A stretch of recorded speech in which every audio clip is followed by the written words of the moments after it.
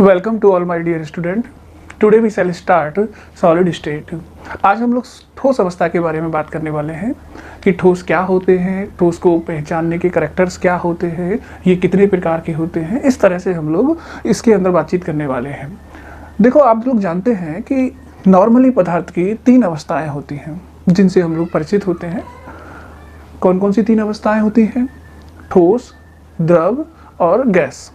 यानी कोई भी गिवन सब्सटेंस जो है वो 3 फिजिकल स्टेट में एग्जिस्ट कर सकता है, सॉलिड, लिक्विड एंड गैस। अब इन तीनों अवस्थाओं से हम लोग परिचित होते हैं क्योंकि जन्म से लेकर इंसान मृत्यु तक ठोस, द्रव और गैस के संपर्क में आता ही है। इसलिए इन तीनों फेज को पहचानना, आइडेंटिफाई करना हमारे लिए बहुत आसान होता है और हम लोग बड़ी आसानी से सॉलिड, लिक्विड और गैस को आइडेंटिफाई कर लेते हैं।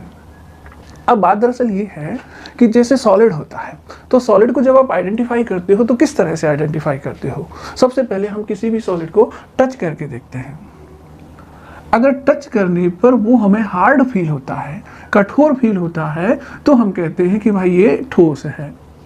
दूसरा, हम किसी भी सॉलिड को कंप्रेस करने की कोशिश करते हैं, प्रेशराइज करने की कोशिश करते हैं, और अगर वो कंप्रेस नहीं होता, यानी वो पिचकता नहीं है, यानी वो कठोरता के साथ होता है, तो फिर हम कहते हैं कि ये सॉलिड होता है। तो इन जनरल, इनफॉर्मल हम लोग सॉलिड से परिचित होते हैं। हम सॉलिड को आइडेंटिफाई भी कर लेते हैं, अच्छे से पहचान भी लेते हैं, और हम सॉलिड के कुछ कैरेक्टर्स भी जानते हैं। तो आज हम लोग बात करेंगे सॉलिड स्टेट के बारे में। तो सॉलिड स्टेट जिसका मतलब है ठोस अवस्था। कौन सी अवस्था? ठोस अवस्था। तो हम लोग अभी डिस्कस करेंगे कि ठोस क्या होते हैं, ठोस के कैरेक्टर्स क्या हैं और ठोस कितने प्रकार के हो सकते हैं। तो सबसे पहले हम लोग बात करें कि कोई भी पदार्थ गिवन कंडीशंस में ठोस, द्रव या गैस इनमें से किसी भी अवस्था में हो सकता है। यानी मेरे कहने का मतलब सिर्फ इतना सा है कि कोई भी सब्सटेंस यानी any given substance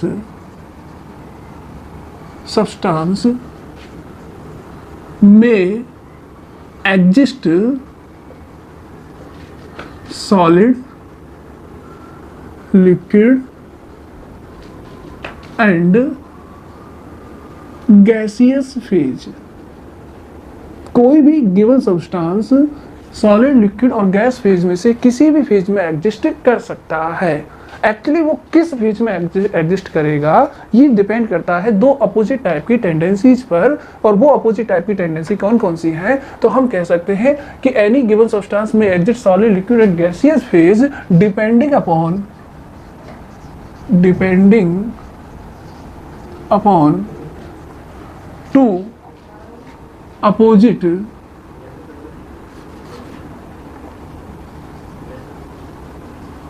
tendency.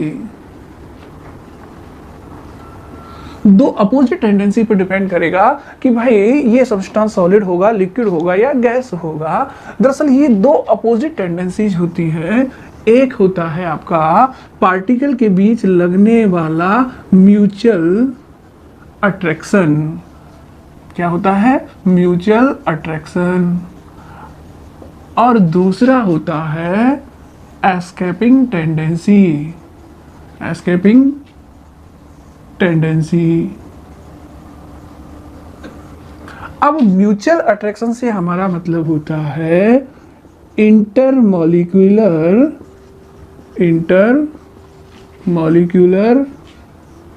Forces of attraction, यानी हिंदी में कहें तो अंतरआण्विक आकर्षण। अब देखो इस बात को कि हमने कहा कि कोई पदार्थ सॉलिड, लिक्विड या गैस किस फेज में एग्जिस्ट करेगा। एक्चुअली ये डिपेंड करता है 2 अपोजिट टाइप की टेंडेंसीज के मैग्नीट्यूड पर, यानी 2 विरोधी कारकों के प्रभाव पर यह निर्भर करता है कि पदार्थ किस अवस्था में एग्जिस्ट करेगा। और वो 2 विरोधी कारक होते हैं। एक होता है म्यूचुअल अट्रैक्शन और दूसरा होता है एस्केपिंग टेंडेंसी। म्यूचुअल अट्रैक्शन का मतलब इंटरमॉलिक्यूलर फोर्सेज ऑफ अट्रैक्शन से लिया जा सकता है, यानी अंतराण्विक आकर्षण से लिया जा सकता है। अब जरा देखो, अगर पार्टिकल्स के बीच का इंटरमॉलिक्यूलर फोर्सेज ऑफ अट्रैक्शन बढ़ा दिया जाता है, यानी मान लो ये 2 पार्टिकल हैं, ठीक। अब इनके बीच में हम लोग इंटरमॉलिक्यूलर अट्रैक्शन के फोर्सेस को बढ़ाते हैं, इनके बीच के आकर्षण को अगर हम लोग बढ़ाते हैं तो ये पार्टिकल एक दूसरे के पास आएंगे।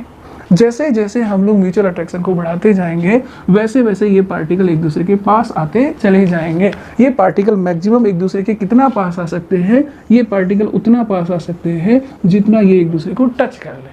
यानी अगर आप म्यूचुअल अट्रैक्शन बढ़ाते चले जाएंगे तो पार्टिकल पास आते चले जाएंगे और एक दूसरे को टच करने लगेंगे। इस समय इनके बीच जो आकर्षण है वो बहुत ही स्ट्रॉन्ग हो चुका है और ये पार्टिकल एक दूसरे से स्ट्रॉन्गली कनेक्ट हो चुके हैं।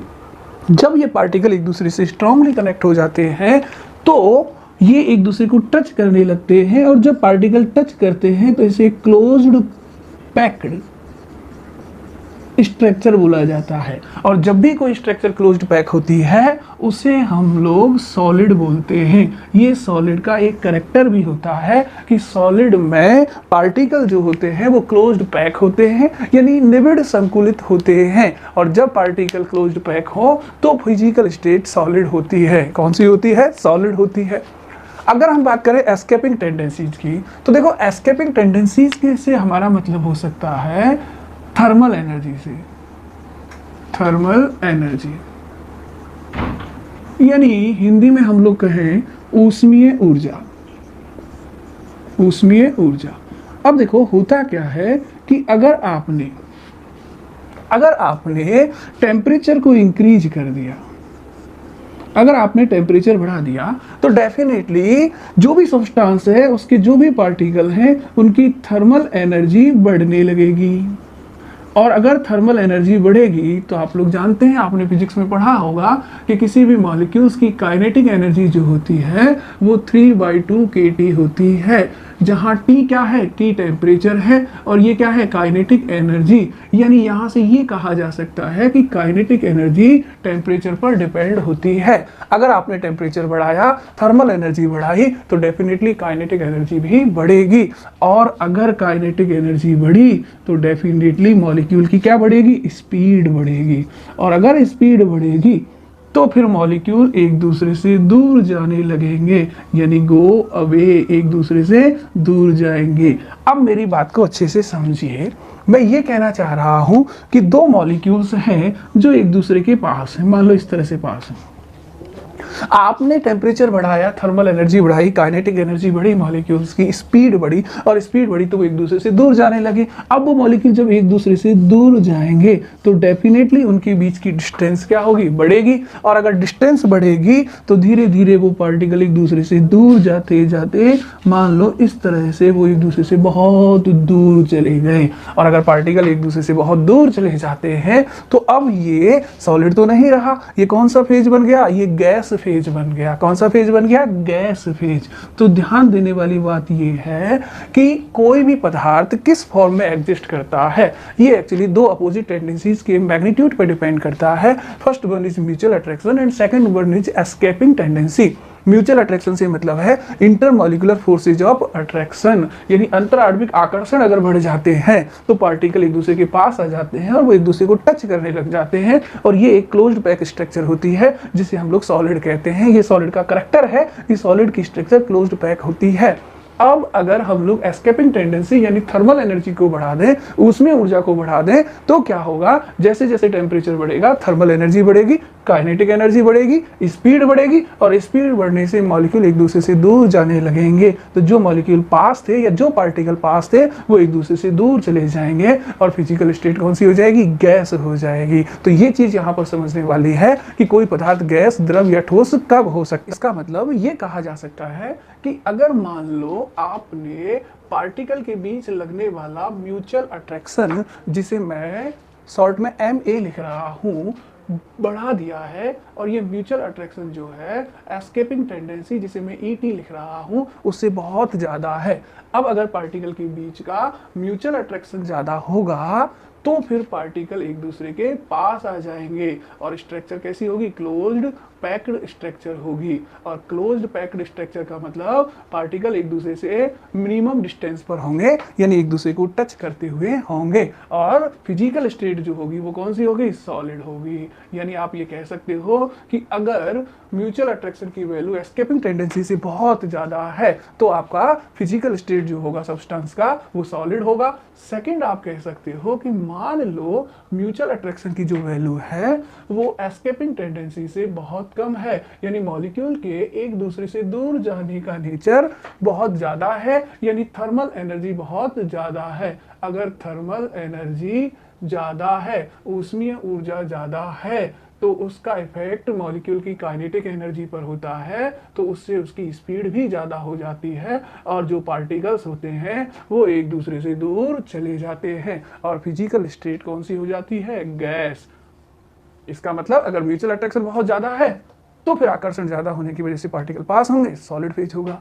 एस्केपिंग टेंडेंसी ज़्यादा है, थर्मल एनर्जी ज़्यादा होगी, स्पीड ज़्यादा होगी, पार्टिकल दूर होंगे, गैस फेज होगा। तीसरा, आप कह सकते हो कि अगर मान लो म्यूचुअल अट्रैक्शन यानी अंतराण्विक आकर्षण के जो बल हैं उनकी वैल्यू एस्केपिंग टेंडेंसी से बहुत ज़्यादा नहीं है, तो उस केस में क्या होगा कि पार्टिकल ना तो एक दूसरे के बिल्कुल क्लोज होंगे और ना ही पार्टिकल एक दूसरे से बहुत दूर होंगे, तो उस केस में फिजिकल स्टेट कौन सी हो जाएगी? लिक्विड हो जाएगी। तो ये चीज़ हमें ध्यान रखनी है कि कोई भी सब्सटेंस सॉलिड, लिक्विड या गैस किसी भी फेज में हो सकता है। म्यूचुअल अट्रैक्शन अंतराण्विक आकर्षण बहुत ज्यादा है तो सब्सटेंस सॉलिड होगा। एस्केपिंग टेंडेंसी यानी थर्मल एनर्जी का इफेक्ट ज्यादा है तो वो गैसेज फेज में होगा। और अगर मॉडरेट कंडीशन है तो फिर वो आपका क्या होगा? लिक्विड होगा। ये चीज हमें अच्छे से ध्यान में रखनी है। अब देखो इस बात का एक सिंपल सा एग्जांपल मैं दूं।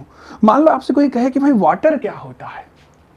वाटर क्या होता है? सॉलिड होता है, लिक्विड होता है, क्या होता है वाटर? तो आप कहेंगे कि भाई वाटर जो है कुछ भी हो सकता है, सॉलिड भी हो सकता है, लिक्विड भी हो सकता है, गैस भी हो सकता है, डिपेंड करता है कि कंडीशंस क्या क्या है। जैसे मैं आपसे कहूँ कि यही वाटर अगर टेम्परेचर की वैल्यू मान लो लेस देन 0 डिग्री सेल्सियस है तो फिर यही वाटर आपका आइस फॉर्म में होगा। और आइस तो आप जानते हैं बर्फ कैसी होती है? ठोस। तो यही वाटर आपका सॉलिड फेज में होगा। और अगर मान लो टेम्परेचर जो है 0 से 100 डिग्री सेल्सियस के बीच है तो उस केस में ये जो वाटर है, पानी जिसे आप बोलते हो, लिक्विड फॉर्म में होगा। होगा कि नहीं होगा? और अगर यही temperature up to 100 degree Celsius होने लग जाए तो फिर यही वाटर आपका वेपर फेज में होगा। इसका मतलब गैस स्टेट में होगा। इसका मतलब तो ये हुआ ना कि वाटर कुछ भी हो सकता है, डिपेंड करता है कंडीशन क्या है। इसलिए मैं आपसे ये कहना चाह रहा हूँ कि कोई पदार्थ किसी भी फिजिकल स्टेट में एग्जिस्ट कर सकता है, एक्चुअली वो डिपेंड करता है उस समय की कंडीशंस क्या क्या है। जैसे वाटर 0 से कम है, सॉलिड होगा। 0 से 100 के बीच टेम्परेचर है, लिक्विड फेज में होगा। और 100 से ज़्यादा टेम्परेचर है तो फिर वो ऑब्वियसली वेपर फेज में होगा, वाष्पित अवस्था में होगा, यानी गैस फेज में होगा। ठीक है, तो ये चीज़ भी हमको ध्यान रखनी। तो अभी हम सॉलिड का इंट्रोडक्शन ले चुके हैं कि सॉलिड क्या होता है और किन कंडीशन में सॉलिड एग्जिस्ट कर सकता है। नॉर्मली सॉलिड जो होता है वो लो टेम्परेचर की रेंज में ही एग्जिस्ट करेगा, बिकॉज हाई टेम्परेचर की रेंज में तो गैसेज फॉर्म में एग्जिस्ट करती है। अब हमें थोड़ा सा ध्यान देना चाहिए कि आखिरकार सॉलिड स्टेट के करेक्टर क्या क्या हो सकते हैं, क्या क्या लक्षण हो सकते हैं सॉलिडों के। तो हम नेक्स्ट हम लोग देखने वाले हैं कैरेक्टरिस्टिक्स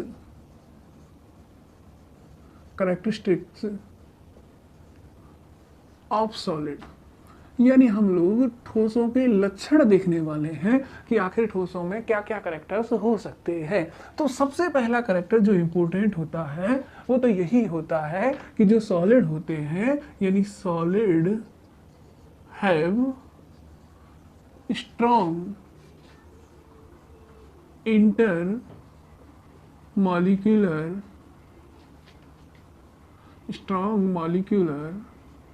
फोर्सेस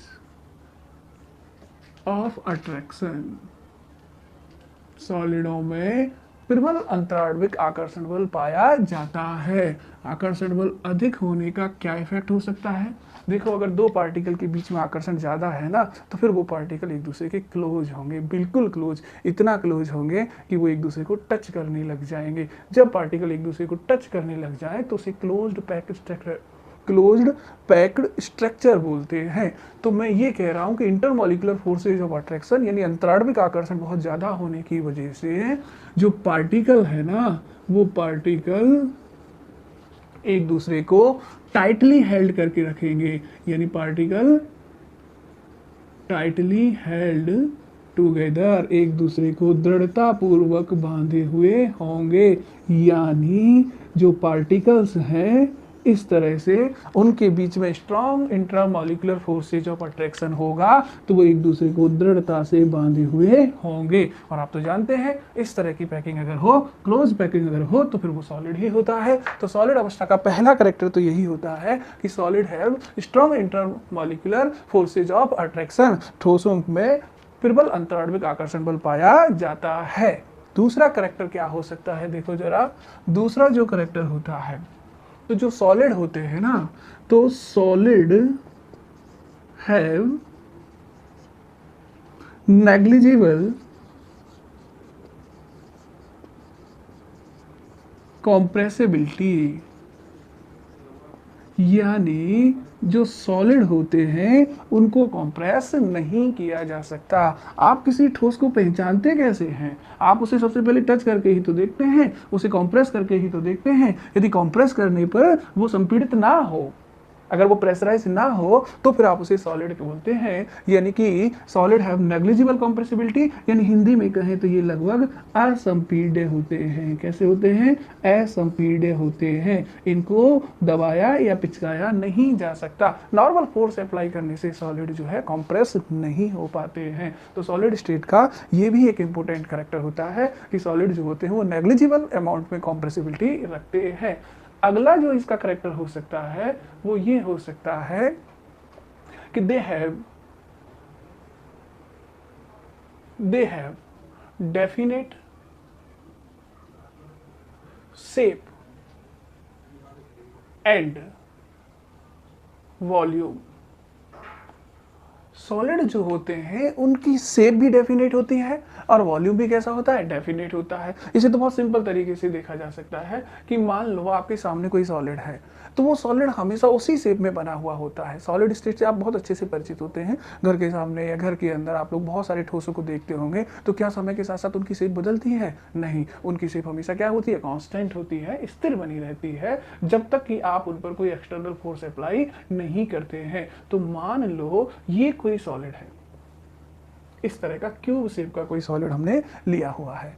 अब ये जो सॉलिड है इसकी शेप कैसी है? क्यूब जैसी। और जब तक आप इस पर कोई एक्सटर्नल फोर्स अप्लाई नहीं करते हैं, इसकी शेप कैसी बनी रहेगी बताओ जरा? क्यूब जैसी ही बनी रहेगी, यानी इसकी शेप एकदम से फिक्स रहेगी। अच्छा, शेप ही नहीं बल्कि इसका वॉल्यूम भी फिक्स होगा। मान लो इस क्यूब की एज की लेंथ जो है वो a है, तो फिर मैं कहूँ कि इस सॉलिड का वॉल्यूम क्या होगा, तो आप कहेंगे भाई इस सॉलिड का वॉल्यूम फिक्स होगा, और वो कितना होगा? वो a क्यूब के बराबर होगा। तो सॉलिड के केस में क्या होता है? सॉलिडों के वॉल्यूम एकदम से फिक्स होते हैं, आयतन हमेशा ही निश्चित होते हैं। आयतन ही नहीं बल्कि शेप यानी आकार भी उनका फिक्स होता है। लेकिन अगर हम बात करते किसी गैस की या द्रव की, तो फिर गैस के केस में क्या होता है कि गैसों का तो आकार भी डेफिनेट नहीं होता, यानी उनकी जो शेप होती है वो डेफिनेट नहीं होती, साथ के साथ उनका वॉल्यूम भी डेफिनेट नहीं होता। इसको भी हम लोग एक अच्छे से एग्जांपल से समझ सकते हैं। जैसे मान लो इस कंटेनर के अंदर, ये क्यूब जैसा एक कंटेनर में बना रहा हूँ, इसके अंदर मान के चलो हमने एक गैस को कैप्ट करके रखा है। कोई गैस है जो इसके अंदर रखी हुई है, मान लो ये गैस इसके अंदर रखी हुई है।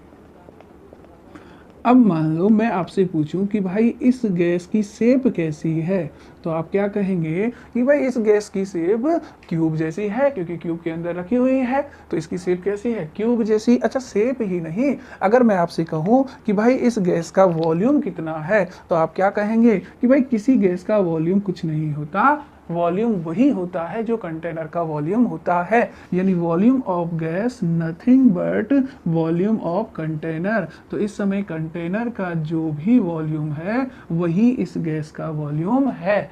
अब मान लो मैं इस गैस को एक दूसरे कंटेनर के अंदर रख देता हूं जो कुछ इस तरह का है। मान लो इस तरह का कोई कंटेनर है, क्लोज कंटेनर है, इसके अंदर मैंने इस गैस को रख दिया है। तो अब आप देखो इस गैस का आकार कैसा हो जाएगा। इस गैस का आकार अब जो है इस कंटेनर के जैसा हो जाएगा और वॉल्यूम भी इस कंटेनर के बराबर हो जाएगा। तो इसका मतलब गैस वही है लेकिन शेप बदल गई है।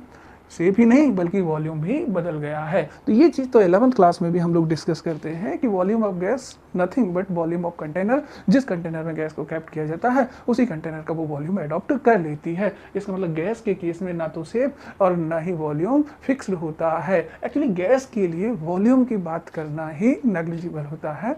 वॉल्यूम की बात हम क्या बोल गया मैं, एक्चुअली गैस के लिए शेप का कोई मीनिंग नहीं होता। गैस के लिए शेप का कोई मीनिंग नहीं होता। और वॉल्यूम तो आप समझ ही सकते हैं कि वॉल्यूम भी फिक्स नहीं होता। हाँ, लेकिन अगर मान लो कोई लिक्विड होता, क्या होता, लिक्विड होता, तो लिक्विड के केस में क्या होता है कि मान लो हमारे पास कोई लिक्विड रखा हुआ है, इस तरह से कोई लिक्विड है, मान लो इस शेप के एक कंटेनर के अंदर हमने एक लिक्विड को कैप्ट करके रखा है। तो अब देखो, मान लो इसमें पानी ही है, ठीक, और कितना पानी है, 1 लीटर, 1 लीटर वाटर हमारे पास है, ठीक। अब मैं आपसे पूछूं इसकी शेप क्या है, तो आप कहेंगे इस कंटेनर के जैसी। अच्छा, वॉल्यूम क्या है, तो आप कहेंगे 1 लीटर। अब मान लो मैं इसी वाटर को इस दूसरे कंटेनर के अंदर रख देता हूं, तो अब मैं आपसे पूछूं क्या इसकी शेप बदल गई है, तो आप कहेंगे बिल्कुल बदल गई है। यहाँ तो इस जैसी शेप थी, अब कुछ इस तरह की शेप है। लेकिन मैं आपसे पूछूं क्या इसका वॉल्यूम बदल गया है, तो आप कहेंगे नहीं, ये पहले 1 लीटर था, अभी भी कितना होगा, 1 लीटर होगा। इसका मतलब तो ये हुआ कि आप लिक्विड को जिस कंटेनर में रखते हैं ये उस कंटेनर की शेप तो एडॉप्ट कर लेगा, बट वॉल्यूम इसका खुद का होगा और वो भी क्या होगा, फिक्स होगा। आपके पास 1 लीटर दूध है तो उसे किसी भी बर्तन में रखो, वो रहेगा तो 1 लीटर ही। हाँ, उसकी शेप चेंज हो सकती है, इसलिए आपको ध्यान रखना है कि they have definite shape and definite volume. इनके शेप और इनका वॉल्यूम दोनों ही क्या होते हैं, फिक्स होते हैं। किसके, सॉलिड के। बट गैसेज के केस में ना तो वॉल्यूम और ना ही उनकी शेप, कुछ भी फिक्स नहीं होता। और लिक्विड के केस में शेप फिक्स नहीं होती बट वॉल्यूम उनका फिक्स होता है। अगला कैरेक्टर हम लोग देखते हैं सॉलिड के लिए, तो हम कह सकते हैं कि सॉलिड जो होते हैं, सॉलिड पजेजेज, रिजिडिटी, सॉलिड में काफ़ी कठोरता होती है, या इसे आप हार्डनेस भी बोल सकते हैं कि ठोस वही होता है जो नॉर्मली क्या हो, कठोर होता है। तो सॉलिड के अंदर रिजिडिटी होती है, कठोरता होती है, ये भी एक सॉलिड का कैरेक्टर होता है। दूसरा अगला कैरेक्टर हम लोग देख सकते हैं कि जो सॉलिड होता है उसमें free movement of particle is not possible. Particle की फ्री मोशंस पॉसिबल नहीं है। यानी मैं आपसे ये कहना चाह रहा हूं कि मान लो कोई सॉलिड है और उसके पार्टिकल आपको पता है क्लोज्ड पैक होंगे तो एक दूसरे को टच कर रहे होंगे, ये इस तरह से एक दूसरे को टच कर रहे हैं। ये मान लो कोई सॉलिड है, ठीक। अब क्या ऐसा हो सकता है कि ये पार्टिकल इन पार्टिकल को छोड़कर फ्रीली मूव कर जाए और कहीं और चला जाए? ऐसा नहीं हो सकता। क्यों नहीं हो सकता? क्योंकि आपको पता है कि सॉलिड के बीच में strong intermolecular forces of attraction होते हैं। Strong intermolecular forces of attraction के कारण ऐसा पॉसिबल नहीं है कि ये पार्टिकल यहाँ से छोड़कर कहीं बाहर चला जाए। यानी ये पार्टिकल फ्रीली मोशंस नहीं कर सकता। कारण क्या है? मोशंस करने के लिए इस पार्टिकल को फ्री होना पड़ेगा और फ्री होने के लिए इस पार्टिकल को, इस इंट्रैक्शन को, इस अट्रैक्शन को ब्रेक करना पड़ेगा और ये अट्रैक्शन बहुत ज़्यादा स्ट्रॉन्ग होगा, इजीली ब्रेक नहीं होगा, इसलिए ये पार्टिकल फ्रीली मोशंस नहीं कर पाएगा। हाँ, आप लोग ऐसा कह सकते हो कि ये फ्री मोशंस तो नहीं करते, but they can oscillate, they can oscillate about their mean position. ये अपनी माध्य स्थिति के अबाउट ऑसिलेशन यानी कंपन या दोलन कर सकते हैं। इस बात को ऐसे समझें कि मान लो ये कोई सॉलिड की रॉड है, इसके अंदर सॉलिड के पार्टिकल बंधे हुए हैं, ठीक है। अब चूंकि इन पार्टिकल के बीच में बहुत ज़्यादा strong intermolecular forces of attraction है, बोलो है कि नहीं है, ठीक। अब आप ये तो जानते हैं कि बहुत strong intermolecular forces of attraction होने के कारण ये पार्टिकल फ्रीली मोशंस तो नहीं कर सकता। लेकिन अगर मान लो इस पार्टिकल को हमने कुछ एनर्जी सप्लाई कर दी। अगर हम इसको कुछ एनर्जी सप्लाई करते हैं तो उस एनर्जी की वजह से ये हल्का सा वाइब्रेट करने लग जाएगा। यानी अगर इसको एनर्जी मिली है तो ये पार्टिकल अपनी मेन पोजीशन के दाएं बाएं या ऊपर नीचे ऑसिलेशन कर सकता है। जैसे मान लो आपके पास कोई लोहे की छड़ है, उसे आप हथौड़े से पीटिए, उसे चोट मारिए। जब आप उस पर हथौड़े से चोट मारते हैं तो क्या लोहे के पार्टिकल हैं, कण हैं, वो क्या लोहे की छड़ को छोड़ छोड़ कर दूर चले जाते हैं? ऐसा तो नहीं होता। लेकिन हाँ, वो पार्टिकल्स जो है वाइब्रेशन जरूर करते हैं, क्योंकि उस रॉड के अंदर झंझनाहट आपको फील होगी। वो वाइब्रेशन दरअसल ऑसिलेशन ही होता है। तो पार्टिकल फ्रीली मूव तो नहीं कर पाएगा, लेकिन हाँ, वो अपनी मेन पोजीशन के अबाउट जो है थोड़ा बहुत ऑसिलेशन या वाइब्रेशन यानी कंपन कर सकता है। तो ये भी सॉलिड का एक इंपॉर्टेंट कैरेक्टर होता है कि जो सॉलिड होते हैं उनके पार्टिकल फ्रीली मोशंस नहीं कर पाएंगे, लेकिन वो अपनी मेन पोजीशन के अबाउट ऑसिलेशन कर सकते हैं। एक और इनका इंपॉर्टेंट कैरेक्टर होता है, और वो ये होता है कि जो सॉलिड होते हैं ना, सॉलिड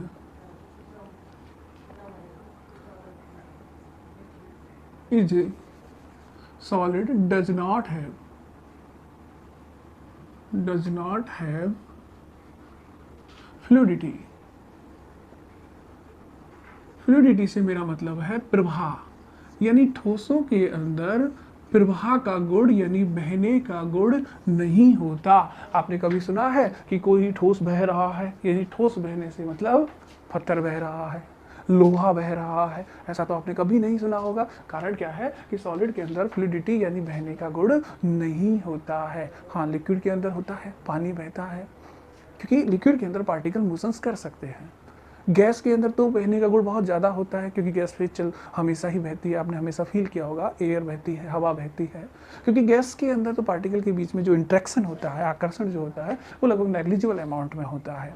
लेकिन सॉलिड के अंदर तो आकर्षण बहुत ज़्यादा स्ट्रांग होता है ना। आकर्षण स्ट्रांग होने की वजह से पार्टिकल फ्रीली मोशंस नहीं कर सकते। जब पार्टिकल फ्रीली मोशंस नहीं कर सकता तो फिर वो सॉलिड बह नहीं सकता। इसलिए solid does not have fluidity, इनके अंदर बहने का गुण नहीं होता। लेकिन एक चीज़ आपको यहाँ भी ध्यान रखनी है कि there are some solid which has fluidity, यानी कुछ ठोस होते हैं जिनको हम अमॉर्फस सॉलिड बोलते हैं। इनके बारे में हम लोग आगे चर्चा करेंगे। तो amorphous solid like glass, glass मतलब कांच, हैव फ्लूइडिटी, इनके अंदर बहने का गुण होता है। यानी कांच जो कि एक अमॉर्फस सॉलिड होता है, तो वो सॉलिड, लेकिन वास्तव में वो रियल सॉलिड नहीं है, वो एक अमॉर्फस सॉलिड है। और अमॉर्फस सॉलिड को हम लोग रियल सॉलिड कंसीडर नहीं करते। इसलिए अमॉर्फस सॉलिड जैसे कि कांच है, उनके अंदर फ्लूइडिटी का गुण होता है, बहने का गुण होता है। हालांकि ये बहने की टेंडेंसी जो है बहुत स्लो स्पीड से होती है, बहुत धीमी गति से ये फ्लो होता है, लेकिन फिर भी फ्लो होता है। और इसका एविडेंस ये है कि आप जब पुराने मकानों के खिड़की दरवाजे जो कांच से मिलकर बने हुए होते हैं, जब आप उनको बारीकी से ऑब्जर्व करते हैं तो आप देखते हैं कि वो खिड़की दरवाजे जो है ऊपर से, टॉप से तो एकदम पतले होते हैं, थिन होते हैं, लेकिन बॉटम पर आते आते वो थिक यानी मोटे हो जाते हैं। होता क्या है कि जब कांच बनाया गया होगा तब तो वो एकदम प्लेन रहा होगा, ठीक है। अब क्या हुआ कि ग्रेविटी के अगेंस्ट कांच का धीरे धीरे नीचे की तरफ क्या हुआ, फ्लो हुआ।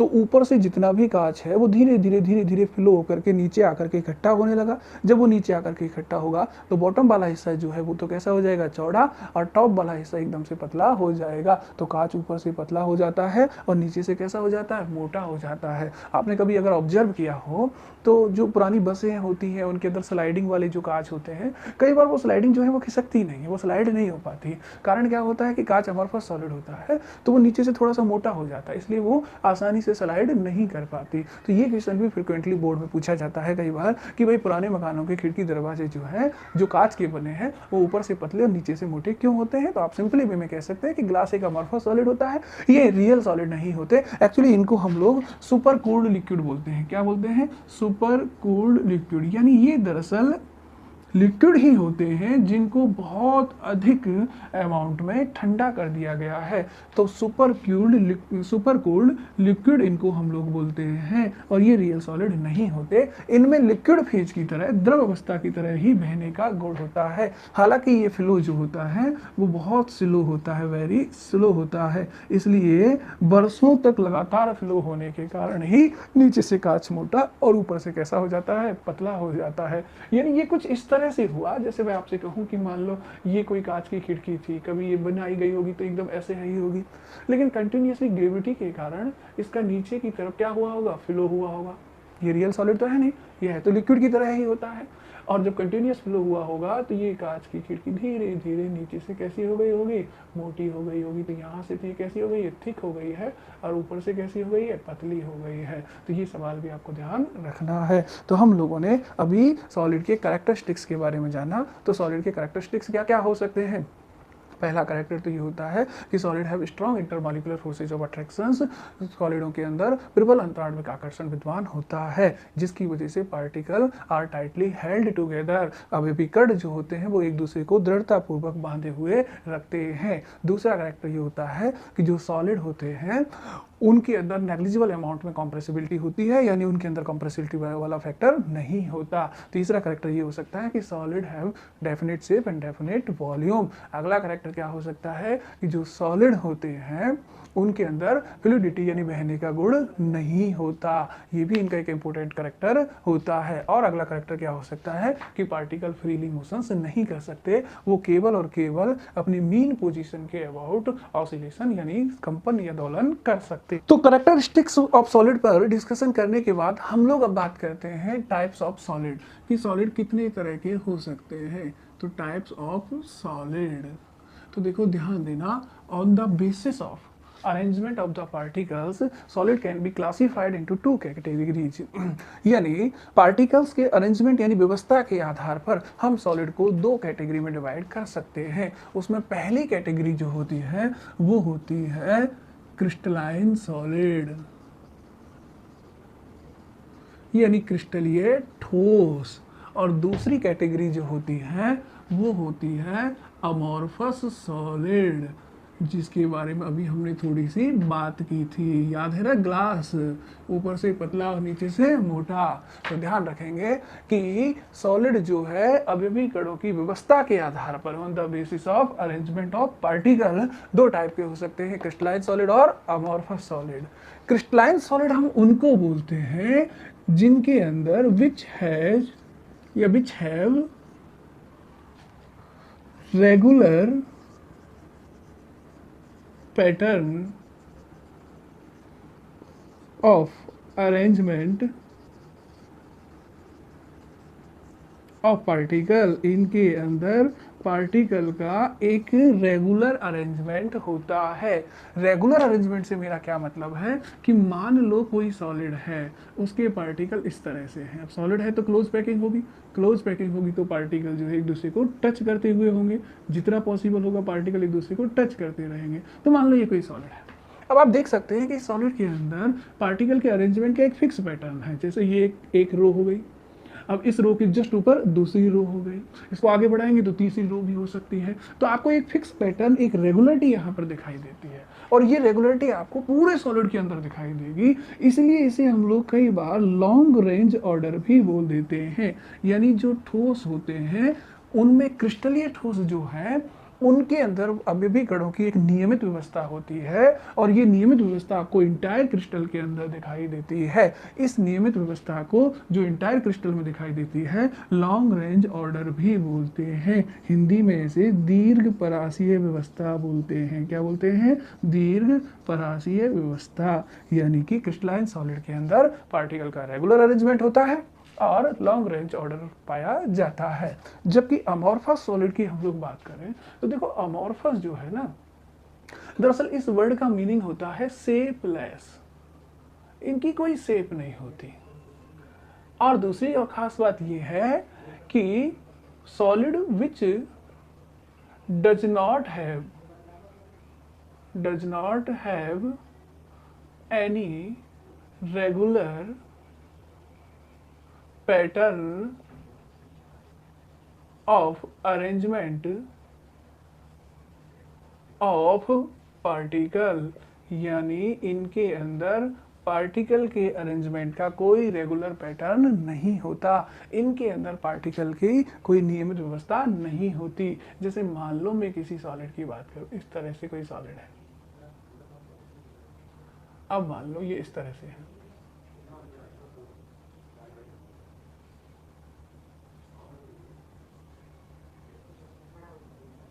ये मान लो कोई सॉलिड है,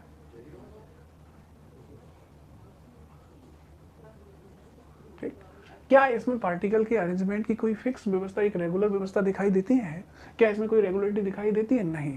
इसमें पार्टिकल रैंडमली बिखरे हुए पड़े हैं, ठीक है। इसमें पार्टिकल का कोई रेगुलर अरेंजमेंट नहीं है, पार्टिकल बिखरे हुए पड़े हैं। अगर इस टाइप से कोई सॉलिड बनता है तो वो डेफिनेटली अमॉर्फस सॉलिड होता है, वो क्रिस्टलाइन सॉलिड नहीं होता, क्योंकि इनमें कोई भी रेगुलरिटी नहीं होती। और अगर इनमें कोई रेगुलरिटी दिखाई भी देती, जैसे आपको एक मान लो छोटी सी रो दिखाई दे गई, तो लेकिन ये रिपीट तो नहीं हुई, अगली रो कहाँ है? कोई रेगुलरिटी है ही नहीं। इसका मतलब इनमें कोई रेगुलरिटी होती ही नहीं है, और होती भी है तो वो आपको केवल शॉर्ट डिस्टेंस तक ही दिखाई देती है। इसलिए इसे हम लोग शॉर्ट रेंज ऑर्डर भी बोलते हैं। यानी अमॉर्फस सॉलिड के अंदर अवयवी कणों की कोई नियमित व्यवस्था नहीं होती, और अगर कोई नियमितता दिखाई भी देती है तो वो केवल शॉर्ट डिस्टेंस तक ही दिखाई देगी। इंटायर सॉलिड के अंदर आपको वही व्यवस्था दिखाई देने वाली नहीं है, और उस शॉर्ट डिस्टेंस की रेगुलरिटी को आप लोग शॉर्ट रेंज ऑर्डर या लघु परासीय व्यवस्था कह सकते हो। क्या कह सकते हो? लघु परासीय व्यवस्था।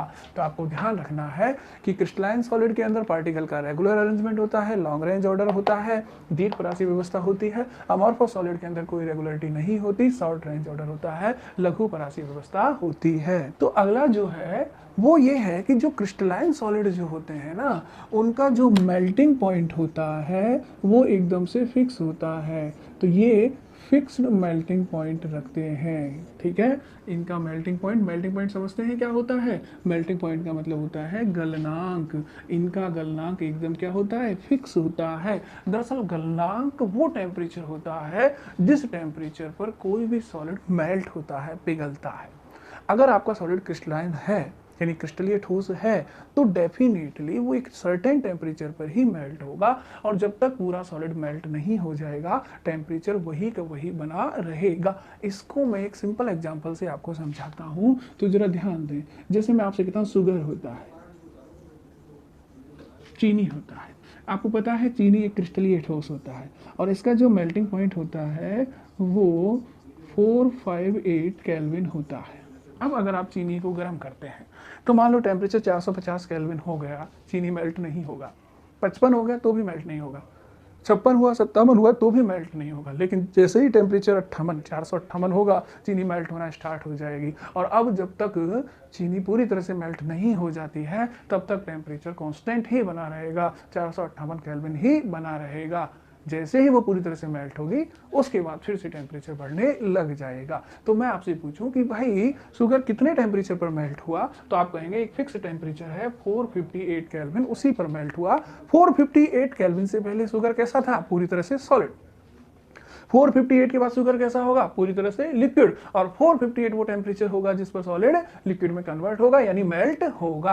यानी इनका एक फिक्स मेल्टिंग पॉइंट होता है। लेकिन अगर मैं बात करूं माय डियर अमॉर्फस सॉलिड की, तो अमॉर्फस सॉलिड के लिए यानी क्रिस्टलाइन सॉलिड के लिए कहा जा सकता है कि does not have fix melting point. इनका मेल्टिंग पॉइंट फिक्स नहीं होता। एक्चुअली ये टेम्परेचर की एक रेंज पर मेल्ट होते हैं, एक ऐसा फिक्स टेम्परेचर नहीं होता जिस पर ये मेल्ट पूरी तरह से मेल्ट हो जाते हो। ये दरअसल टेम्परेचर की एक रेंज पर मेल्ट होते हैं। मेरे कहने का मतलब ये होता है कि जैसे मान लो मैं एक सिंपल सा एग्जांपल दूं, कोकोनट ऑयल होता है। कोकोनट ऑयल तो समझते हैं, नारियल का तेल होता है। तो आपको पता है कि नारियल का जो तेल होता है वो सर्दियों के दिनों में जब टेम्परेचर बहुत कम हो जाता है तो वो सॉलिडिफाई हो जाता है, ठोस अवस्था में आ जाता है। एक्चुअल में जब ये ठोस होता है तो ये एक अमॉर्फस सॉलिड होता है, ठीक है। अमॉर्फस सॉलिड वैसे भी आपको पता है सुपर कोल्ड लिक्विड होते हैं, they are not true solid, ये ट्रू सॉलिड नहीं होते। तो नारियल का तेल जब सॉलिड फेज में होता है तो वो अमॉर्फस सॉलिड होता है। अब एक्चुअली में होता ये है कि जब टेम्परेचर जो है वो 23 डिग्री सेल्सियस से कम होता है तो ये कंप्लीटली सॉलिड होता है, पूरी तरह से ठोस होता है। लेकिन जैसे जैसे टेम्परेचर 23 से बढ़ता है, मान लो 23 से 24 हुआ, ये थोड़ा सा पिघल जाता है, थोड़ा मेल्ट होता है। 24 से 25 हुआ, थोड़ा और मेल्ट होता है। 25 से 26 हुआ, थोड़ा और मेल्ट होता है। और 26 से 27 होते होते ये पूरी तरह से मेल्ट हो जाता है। यानी जैसे जैसे टेम्परेचर 23 से बढ़कर 27 डिग्री सेल्सियस हो जाता है, ये कंप्लीटली मेल्ट हो जाता है, और इस समय ये लिक्विड फेज में आ जाता है, पूरी तरह से लिक्विड फेज में। और जब 23 या उससे कम होता है तो उस समय ये पूरी तरह से सॉलिड फेज में होता है। तो अब मैं आपसे पूछूं कि बताओ ये सॉलिड से लिक्विड किस टेम्परेचर पर बना, तो आप कहेंगे भैया 23 से पहले तो सॉलिड है, 27 या उसके बाद क्या है लिक्विड, तो इसका मतलब 23 से 27 के बीच में ही तो मेल्ट हुआ है। 23 से थोड़ा सा आगे टेम्परेचर गया, थोड़ा मेल्ट हुआ, और आगे गया, थोड़ा मेल्ट हुआ। इसका मतलब एक फिक्स टेम्परेचर तो नहीं है ना जिस पर ये पिघल रहा हो। ये टेम्परेचर फिक्स पर नहीं पिघल रहा, बल्कि टेम्परेचर की एक रेंज पर पिघल रहा है, और वो रेंज कितनी है 23 से 27, यानी 23 से 27 डिग्री सेल्सियस के बीच में पिघलता है। 23 डिग्री सेल्सियस से पहले ठोस होता है और 27 डिग्री सेल्सियस से पहले लिक्विड होता है। इसका मतलब इनका कोई फिक्स टेम्परेचर नहीं है जिस पर ये पिघलते हो, यानी इनका मेल्टिंग पॉइंट फिक्स नहीं है, ये टेम्परेचर की एक रेंज में ही पिघलते हैं। तो ये भी एक इंपॉर्टेंट कैरेक्टर है या डिफरेंशिएशन है दोनों के बीच का, कि क्रिस्टलाइन सॉलिड का जो मेल्टिंग पॉइंट है वो फिक्स होता है, जबकि अमॉर्फस सॉलिड जो होते हैं उनका मेल्टिंग पॉइंट फिक्स नहीं होता। नेक्स्ट हम लोग बात करते हैं इनके कूलिंग कर्व की। मान लो मैं ग्राफ की टर्म में बात करता हूँ, इधर मैं टेम्परेचर को लेता हूँ और इधर मैं टाइम को लेता हूँ। अब आप एक बात बताइए, जब आप किसी चीज़ को कूल करते हैं, ठंडा करते हैं, तो जैसे जैसे टाइम बढ़ता है वैसे वैसे टेम्परेचर क्या होता है, कम होता है। ठीक, अब मान लो आपके पास कोई क्रिस्टलाइन सॉलिड है, आपने क्या किया, उस क्रिस्टलाइन सॉलिड को मेल्ट कर दिया, गर्म करके एकदम पिघला दिया, वो मेल्ट हो गया। फिर उसे आप धीरे धीरे ठंडा करने लगे हैं। तो जैसे जैसे आप उसको ठंडा करेंगे उसका टेम्परेचर क्या होगा, कम होगा। तो ग्राफ कहाँ जाएगा, नीचे की तरफ। जब आप इस तरफ आगे बढ़ते हैं तो टाइम बढ़ता है, जब आप ऊपर से नीचे आते हैं तो टेम्परेचर कम होता है। तो जैसे जैसे टाइम बढ़ रहा है ग्राफ वैसे वैसे नीचे आ रहा है, इसका मतलब टेम्परेचर कम होता जा रहा है। तो जब आप उसे धीरे धीरे ठंडा कर रहे हैं तो उसके टेम्परेचर में क्या होगी, कमी होगी। लेकिन सडनली एक ऐसा पॉइंट आएगा जिस पर आकर उसका टेम्परेचर कुछ देर के लिए कांस्टेंट हो जाएगा। अब देखो टेम्परेचर में कोई चेंज नहीं है क्योंकि ये ग्राफ एकदम स्ट्रेट हो गया है, पैरेलल हो गया है टाइम वाले एक्सिस के। यानी इस पॉइंट के बाद टाइम जैसे जैसे बढ़ता जाएगा टेम्परेचर में कोई चेंज नहीं होगा, लेकिन कुछ देर के बाद वापस से उसका टेम्परेचर कम होने लग जाएगा। अब ऐसा क्यों है, तो देखो यहाँ ये मेल्ट था, मान लो लिक्विड था, आपने इसको ठंडा करना प्रारंभ किया, ये धीरे धीरे कूल होता गया, ठंडा होता गया, टेम्परेचर कम होता गया। ठीक, अब ये जो लिक्विड है इस पॉइंट पर आकर के मान लो ये जमने लग गया, फ्रीज होने लग गया। अब आप तो जानते हैं कि क्रिस्टलाइन सॉलिड का मेल्टिंग पॉइंट या फ्रीजिंग पॉइंट फिक्स होता है, यानी अब जब ये जमने लगेगा तो जब तक पूरा जो भी है सब्सटेंस है वो पूरा सब्सटेंस जम नहीं जाएगा तब तक उसका टेम्परेचर चेंज होने वाला नहीं है, क्योंकि ये फिक्स मेल्टिंग पॉइंट या फ्रीजिंग पॉइंट रखते हैं। तो लिक्विड जैसे ही जमने लगेगा टेम्परेचर में कमी रुक जाएगी और अब लिक्विड धीरे धीरे करके जमता जाएगा, और जैसे ही ये सॉलिडिफाई हो जाएगा पूरी तरह से उसके बाद फिर से टेम्परेचर कम होने लगेगा और ये ठंडा होता चला जाएगा। तो इसका मतलब तो ये हुआ कि जैसे जैसे आपने लिक्विड को ठंडा किया ये ठंडा होता गया, वह जैसे इसका फ्रीजिंग पॉइंट आया ये जमने लग गया, और जब ये जम रहा है उस समय टेम्परेचर में कोई भी कमी नहीं होगी। जब ये कंप्लीटली सॉलिडिफाई हो जाएगा फिर से टेम्परेचर गिरने लग जाएगा। इसका मतलब एक फिक्स टेम्परेचर है जिस पर ये जम रहा होगा। बोलो बात सही है कि नहीं है? और जब तक ये पूरी तरह से सॉलिड नहीं हो जाएगा टेम्परेचर वही बना रहेगा। इसलिए हम कहते हैं कि their cooling curve is not smooth, their cooling curve is not smooth. इनका कूलिंग कर्व स्मूथ नहीं होता, यानी डिसकंटिन्यूअस होता है। सॉरी, आई मेड मिस्टेक, मुझसे थोड़ी मिस्टेक हुई। तो ध्यान रखें कि क्रिस्टलाइन सॉलिड वो होते हैं जिनका कूलिंग कर्व स्मूथ नहीं होता, डिसकंटिन्यूअस होता है। तो आप देख सकते हैं इनके अंदर कोई कंटिन्यूटी नहीं है, पहले गिरा फिर कांस्टेंट हो गया फिर गिरने लग गया, यानी ये एक स्मूथ कर्व नहीं है। जबकि अमॉर्फस सॉलिड के लिए अगर हम बात करें तो मान लो आपने कोई अमॉर्फस सॉलिड लिया और उसे आपने क्या कर दिया, मेल्ट कर दिया। अब आप उसे ठंडा करने लगे, तो आपसे ग्राफ की टर्म में बात करूं तो इधर मैं क्या ले लूं, टेम्परेचर, और इधर क्या ले लूं मैं, टाइम। अब आपको तो पता है कि इनका तो कोई फिक्स मेल्टिंग पॉइंट या फ्रीजिंग पॉइंट नहीं होता, यानी ऐसा कोई टेम्परेचर नहीं होता जिस पर ये मेल्ट होते हो पूरी तरह से या फिर जिस पर ये फ्रीज होते हो पूरी तरह से। इसलिए जैसे जैसे टाइम गुजरेगा इनका टेम्परेचर लगातार कम होता चला जाएगा, यानी इनका जो ग्राफ बनेगा वो एकदम कंटिन्यूअस होगा। इसलिए मैं कह सकता हूँ कि अमॉर्फस सॉलिड जो है their cooling curve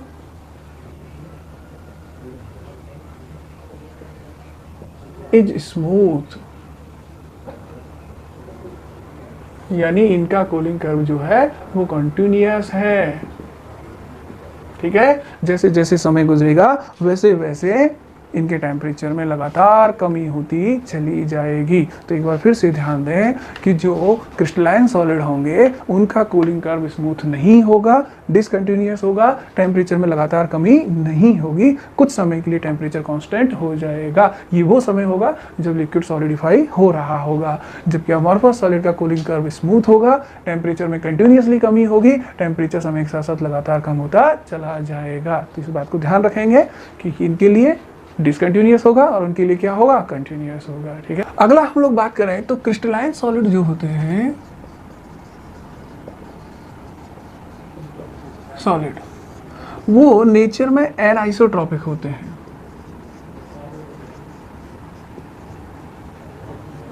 in nature एनआइसोट्रॉपिक का हिंदी में मीनिंग होता है विषमदैशिक, यानी क्रिस्टलाइन सॉलिड जो होते हैं वो विषमदैशिक प्रवृत्ति के होते हैं। क्या मतलब है इसका? एनाइसोट्रोपिक का मतलब होता है different properties in different direction. Different direction में डिफरेंट प्रॉपर्टीज अगर होती है तो उसे हम लोग एनआइसोट्रोपिक या विषमदैशिक गुण कहते हैं। मेरे कहने का मतलब ये होता है कि क्रिस्टलाइन सॉलिड के केस में कुछ फिजिकल प्रॉपर्टी जैसे रिफ्रैक्टिव इंडेक्स हुआ, मतलब वर्तनांक हुआ, हीट या इलेक्ट्रिसिटी की कंडक्टिविटी हुई, ये कुछ ऐसी प्रॉपर्टीज हैं जिनकी वैल्यू, जिनका मैग्नीट्यूड डिफरेंट डायरेक्शन में डिफरेंट प्राप्त होता है। यानी भिन्न भिन्न दिशाओं में भिन्न भिन्न भौतिक गुणों के मान भिन्न भिन्न प्राप्त अगर होते हैं तो उसे हम विषमदैशिक या एनआइसोट्रोपिक कहते हैं। इस बात को हम लोग ऐसे समझ सकते हैं कि मान लो ये कोई क्रिस्टलाइन सॉलिड है, इस तरह से मैं एक क्रिस्टलाइन सॉलिड का अरेंजमेंट बना रहा हूं, जरा देखो, ये मान लो कोई क्रिस्टलाइन सॉलिड का अरेंजमेंट है, ये एक तरह के पार्टिकल हैं और ये मान लो दूसरी तरह के पार्टिकल है।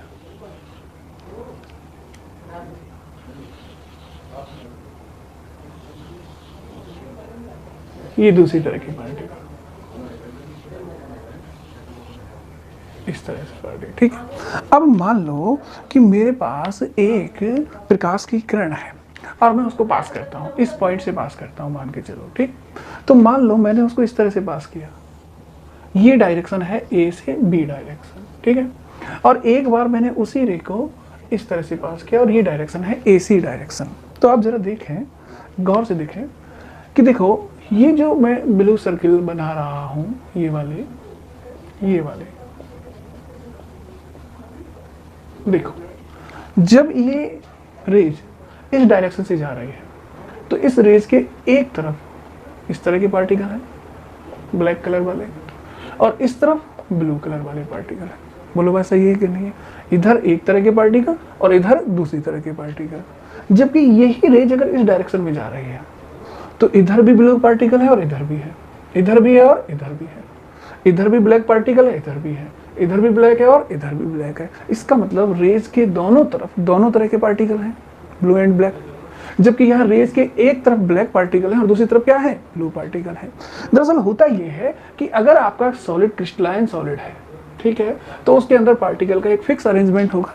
जैसे यहाँ एक ब्लैक वाली रोज, एक ब्लू वाली, फिर ब्लैक वाली, फिर ब्लू वाली और फिर ब्लैक वाली। बोलो बात सही है कि नहीं है? इसका मतलब एक फिक्स पैटर्न है पार्टिकल के अरेंजमेंट का, ये क्रिस्टलाइन सॉलिड है। लेकिन जब इस क्रिस्टलाइन सॉलिड में मैं अपवर्तनांक, रिफ्रैक्टिव इंडेक्स, अपवर्तनांक के बारे में अध्ययन करता हूँ, जानने की कोशिश करता हूँ, तो मुझे लगता है कि जब ये एक रेज ए से बी दिशा में जाती है तो इसको एक डिफरेंट एनवायरनमेंट मिलता है। एक तरफ एक तरह के पार्टिकल और दूसरी तरफ दूसरी तरह के पार्टिकल मिलते हैं। तो ये मान लो अपवर्तनांक की वैल्यू मान लो सपोज करो x शो करती है। तो अब जब यही रेज इस डायरेक्शन से जाएगी तो इस रेज को इस डायरेक्शन के कंपेयर में एक डिफरेंट माहौल मिलेगा। क्यों? क्योंकि इस तरफ जा रही थी तब तो एक तरफ एक प्रकार के पार्टिकल और दूसरी तरफ दूसरी प्रकार के पार्टिकल थे, जबकि इस तरफ जा रही है तो दोनों तरफ दोनों तरह के पार्टिकल हैं। बोलो है कि नहीं है? तो ये वाला माहौल डिफरेंट है, ये वाला माहौल डिफरेंट है। यानी अगर इस डायरेक्शन में अपवर्तनांक की वैल्यू x आई है तो डेफिनेटली इस डायरेक्शन में x नहीं होगी, क्या होगी? x डैश होगी। इसका मतलब एक ही सॉलिड है लेकिन इस डायरेक्शन में फिजिकल प्रॉपर्टी की वैल्यू x है तो इस डायरेक्शन में x डैश है। और ऐसा क्यों है? क्योंकि जब रेज इस डायरेक्शन से गई तो उसको एक डिफरेंट माहौल मिला है दोनों तरफ, और जब वो इस डायरेक्शन में गई है तो दोनों तरफ उसको फिर से डिफरेंट माहौल मिला है। ये दोनों जो इन्वायरमेंट है अलग अलग है, इसलिए अपवर्तनांक की वैल्यू भी क्या है? अलग अलग है। तो जो क्रिस्टलाइन सॉलिड होते हैं वो एनाइसोट्रॉपिक होते हैं, क्योंकि उनके लिए डिफरेंट डायरेक्शन में विभिन्न बहुत सारी फिजिकल प्रॉपर्टीज की वैल्यू डिफरेंट प्राप्त होती है। जबकि अगर मेरा सॉलिड अमॉर्फस सॉलिड होता तो अमॉर्फस सॉलिड के अंदर कोई पैटर्न नहीं होता रेगुलर, आप जानते हैं, तो इसलिए हर तरफ पार्टिकल रैंडमली बिखरे हुए होते हैं, इसलिए उनके अंदर एनाइसोट्रॉपिक नेचर ना होकर आइसोट्रॉपिक नेचर होता है। कौन सा नेचर होता है? Isotropic nature. तो ये भी याद रखना है कि अमॉर्फस सॉलिड का जो नेचर होता है वो आइसोट्रॉपिक होता है, और क्रिस्टलाइन सॉलिड का जो होता है वो एनाइसोट्रॉपिक होता है। आइसोट्रॉपिक इसलिए होता है क्योंकि पार्टिकल हर दिशा में बिखरे हुए होते हैं। तो रेज इस डायरेक्शन में जाएगी तो भी वही बिखरा हुआ रैंडमनेस इन्वायरमेंट, इधर जाएगी तो भी वही बिखरा हुआ रैंडमनेस इन्वायरमेंट, इधर जाएगी तो भी वही बिखरा हुआ रैंडम इन्वायरमेंट दिखाई देगा। तो हर तरफ लगभग आपको अपवर्तनांक के एक जैसी वैल्यू प्राप्त हो जाएंगे, इसलिए हम कहेंगे कि वो आइसोट्रॉपिक है। और आइसोट्रॉपिक का हिंदी में मीनिंग होगा समदैशिक है। कैसे हैं? समदैशिक। तो ध्यान रखेंगे आप लोग कि अमॉर्फस सॉलिड समदैशिक होते हैं, जबकि क्रिस्टलाइन सॉलिड जो होते हैं वो भी समदैशिक प्रवृत्ति के होते हैं। अब मान लो आपसे कहे कि भाई क्रिस्टलीय ठोस और क्रिस्टलीय ठोस या अमॉर्फस सॉलिड के बीच में अंतर कीजिए, यानी इनको डिफरेंशिएट कीजिए, तो आप क्या कहेंगे? क्रिस्टलाइन सॉलिड जो होते हैं उनमें क्या होता है? अवयवी कणों की एक नियमित व्यवस्था होती है, दे हैव इरेगुलर और फिक्स अरेंजमेंट ऑफ पार्टिकल्स। जबकि अमॉर्फस सॉलिड में क्या होता है? पार्टिकल का कोई रेगुलर अरेंजमेंट नहीं होता। क्रिस्टलाइन सॉलिड के अंदर क्या होता है? लॉन्ग रेंज ऑर्डर की व्यवस्था होती है, जबकि अमॉर्फस सॉलिड के अंदर क्या होता है? शॉर्ट रेंज ऑर्डर की व्यवस्था होती है। क्रिस्टलाइन सॉलिड का फिक्स मेल्टिंग पॉइंट होता है, अमॉर्फस सॉलिड का मेल्टिंग पॉइंट फिक्स नहीं होता। फिर हम बात करें कि क्रिस्टलाइन सॉलिड का कूलिंग कर्व कैसा होता है? डिसकंटिन्यूअस, यानी स्मूथ नहीं होता, जबकि अमॉर्फस सॉलिड जो होते हैं उनका कूलिंग कर्व कैसा था? स्मूथ होता है। फिर हम लोग बात करें क्रिस्टलाइन सॉलिड होते हैं वो कैसे होते हैं? एनाइसोट्रॉपिक, विषमदैशिक होते हैं। बहुत सारी फिजिकल प्रॉपर्टीज की वैल्यू भिन्न भिन्न दिशाओं में भिन्न भिन्न प्राप्त होती है, जबकि अमॉर्फस सॉलिड कैसे होते हैं? आइसोट्रॉपिक यानी समदैशिक होते हैं। तो अभी हमने सॉलिड का इंट्रोडक्शन, सॉलिड के कैरेक्टर्स और सॉलिड्स की कुछ टाइप्स हमने देखी हैं। ठीक है, अगली क्लास में हम इससे आगे बढ़ेंगे।